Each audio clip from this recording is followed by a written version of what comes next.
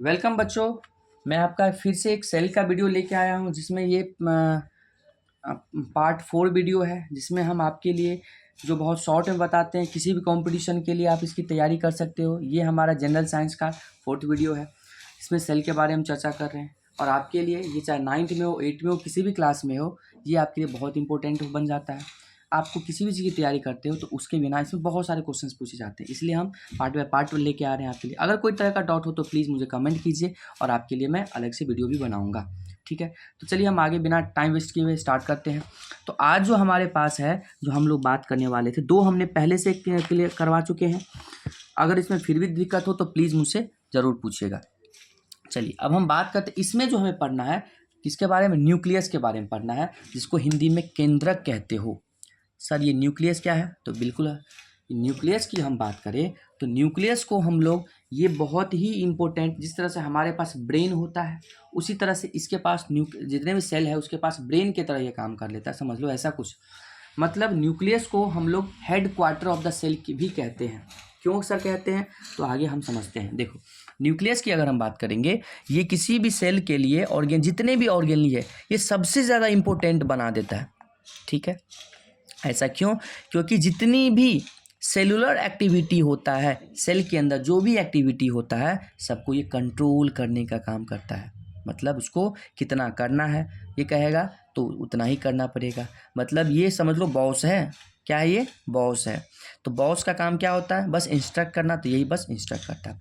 दूसरा, इसको headquarter of the cell भी कहते हैं, क्योंकि ये जो है मुख्य हेड क्वार्टर क्यों कहते हैं कोशिका का, इसलिए क्योंकि ये सबको कंट्रोल करता है, ठीक है। इसके बारे में खोज किसने किया था, तो ये रॉबर्ट ब्राउन के द्वारा खोज किया गया था। ये किसके द्वारा किया गया था, रॉबर्ट ब्राउन के द्वारा 1831 में, 1831 में रॉबर्ट ब्राउन इसका खोज किए हुए थे। अगर हम बात करेंगे यूकैरियोटिक में, तो ये न्यूक्लियस जो है वेल डिफाइंड होता है, मतलब बिल्कुल स्ट्रक्चर जैसा होना चाहिए, वो बिल्कुल सटीक होता है, अच्छा होता है, बिल्कुल ही क्लियर होता है। बट प्रोकैरियोटिक में ये वेल डिफाइंड नहीं होते, मतलब ट्रू न्यूक्लियस नहीं होते हैं, निश्चित नहीं होता है, ठीक है, समझ में आ गया।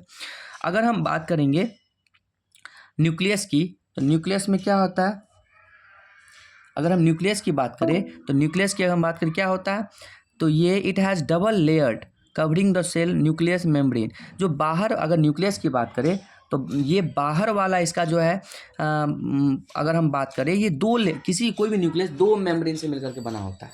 ये कितने मेम्ब्रेन से, 2 मेम्ब्रेन से मिलकर के बना होता है।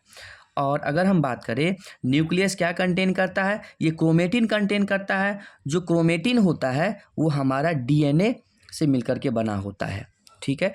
और डीएनए जो है, अगर बात करेंगे प्रोटीन डैट, ये डीएनए का काम क्या होता है, मेरा डीएनए एंड प्रोटीन, ये अगर क्रोमेटिन डीएनए और प्रोटीन से मिलकर के बना होता है, जो क्या करता है, utility code of the from the chromosome, जो क्रोमोजोम बनाने का काम करता है। चलो आगे बात करते हैं, इसके काम की बात कर लेते हैं। तो काम भी बहुत ही कम है इसका, बहुत ज़्यादा, लेकिन बहुत इंपॉर्टेंट है। ये सबसे पहला वही बात कि सेल के अंदर जितनी भी एक्टिविटी होगा उसको कंट्रोल करना, सेल के क्या करना, रेगुलेट करना, कंट्रोल करना और ट्रांसपोर्ट करना। किस बात को ट्रांसपोर्ट करना, ये हेरिडिटी को, हमारे अंदर जो गुण मेरे पापा वाला आया, मम्मी वाला आया, दादा दादी चाचा चाची माँ, ये जो गुण आया है जस्ट बिकॉज ऑफ न्यूक्लियस। क्योंकि न्यूक्लियस के अंदर जो क्रोमेटिन होता है, डीएनए होता है, वो हेरिडिटी को ट्रांसफ़र करने में हेल्प करता है। ये हेरिडिटी मीन्स क्या, हमारे अंदर जो गुण है वो उसको ट्रांसफ़र करता है। हमारे शरीर के अंदर अगर हम बात करेंगे तो एनिमल के पास जो है 23 पेयर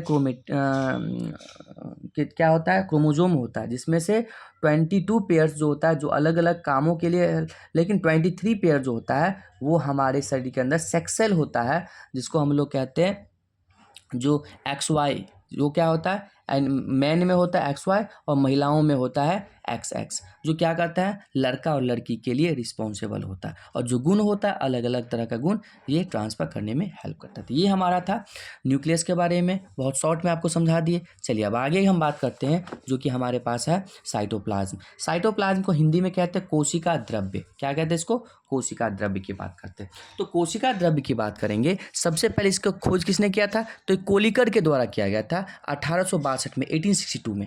किसके द्वारा, 1862 में किया गया था कोलिकर के द्वारा में। और ये मेटाबॉलिक एक्टिविटीज़ ये में हेल्प करता है। जो भी काम होता है अल्टीमेटली होता तो इसी में है ना।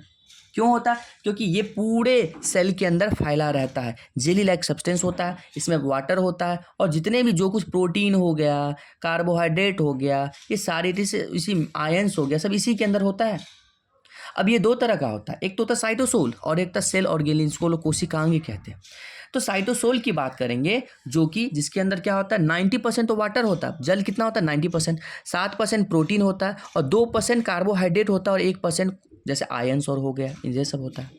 लेकिन अगर हम बात करते हैं सेल ऑर्गेनली, इसमें कौन कौन सा सेल ऑर्गेनली होता है? जितने भी मैंने आपको बताया था सब इसी के अंदर होता है। जैसे अगर हम बात करें प्लाज्मा मेम्ब्रेन हो गया, हाँ, प्लास्टिड्स हो गया, गोल्गी एपरेटस हो गया, वैक्यूल्स हो गया, ये जितने भी माइटोकॉन्ड्रिया हो गया, ये सब इसी के अंदर होता है। तो ये सेल ऑर्गेनली होता है, समझ गए? तो साइटोप्लाज्म समझ में आ रहा है? अब देखो इस दुनिया में अगर हम बात करेंगे तो 3 तरह के सेल ऑर्गेनली होते हैं। एक तो सिंगल मेम्ब्रेन वाला, एक सेल ऑर्गेनल कैसा होता है जिसमें एक ही मेम्ब्रेन होगा, मतलब कोशिका झिल्ली की अगर हम बात करेंगे तो एक ही होगा। एक ऐसा होगा जिसमें डबल मेम्ब्रेन वाला भी होगा और एक ऐसा होगा जिसमें होगा ही नहीं, इसमें होगा ही नहीं। तो जिसमें एक वाला होगा उसको ER कहते हैं, एंडोप्लाज्मिक रेटिकुलम, जिसको हिंदी में कहते हो अंतर्द्रव्य जालिका। दूसरा लाइसोसोम, इसमें भी एक सिंगल ही सेल मेम्ब्रेन होता है। गोल्गी बॉडी होता है, वैक्यूल्स होता है, इसको हिंदी में रिक्तिका कहते हैं, गोल्गी बॉडी को गोल्गी बॉडी कहते हैं। प्रोऑक्सीसोम्स होते हैं, परऑक्सीसोम्स होते हैं। तो ये हो गया सिंगल मेम्ब्रेन जिसमें एक ही मेम्ब्रेन होते हैं। अब आते हैं डबल मेम्ब्रेन वाला कौन होता है? तो डबल मेम्ब्रेन वाले होते हैं सबसे पहले माइटोकॉन्ड्रिया, जिसमें माइटोकॉन्ड्रिया की बात करें तो इसमें डबल मेम्ब्रेन होता है। प्लास्टिड्स होता है, इसमें भी डबल मेम्ब्रेन होता है। उसके बाद हम बात करते हैं ये हमारा न्यूक्लियस की अगर बात करेंगे, ये भी हमारा क्या होता है जिसमें डबल मेम्ब्रेन होता है। ठीक है, अब बात करते हैं नो मेम्ब्रेन से होता ही नहीं है, तो इसमें होता है राइबोसोम जिसमें कोई मेम्ब्रेन नहीं होता। इसके बाद सेंट्रोसोम्स जिसमें कोई नहीं होता, और माइक्रोट्यूबल्स, ये इसमें जो की बात करें तो इसमें भी कोई नहीं होता। तो ये हमारा था दो जो हमने आपको बताया है। अब नेक्स्ट जो है ये जो बाकी जो बचे हुए पार्ट है जैसे एंडोप्लाज्मिक हो गया, रेटिकुलम, ये अलग अलग जो है इनको हम चर्चा करेंगे। अगर आपको अच्छा लगता है, अगर आपको समझ में आता है, आप यहाँ से नोट भी कर सकते हैं। इससे अच्छा नोट्स तो कहीं हो ही नहीं सकता है। आप किसी भी पेपर का तैयारी करना चाहते हैं तो आराम से कर सकते हैं। ये बहुत इंपॉर्टेंट है, ये हर पेपर में आएगा। मैं अभी क्वेश्चन करवाऊंगा आपको, तो देखिएगा। अगर आपको अच्छा लगा तो प्लीज़ शेयर करें और सब्सक्राइब कीजिए। Thank you, watch my video.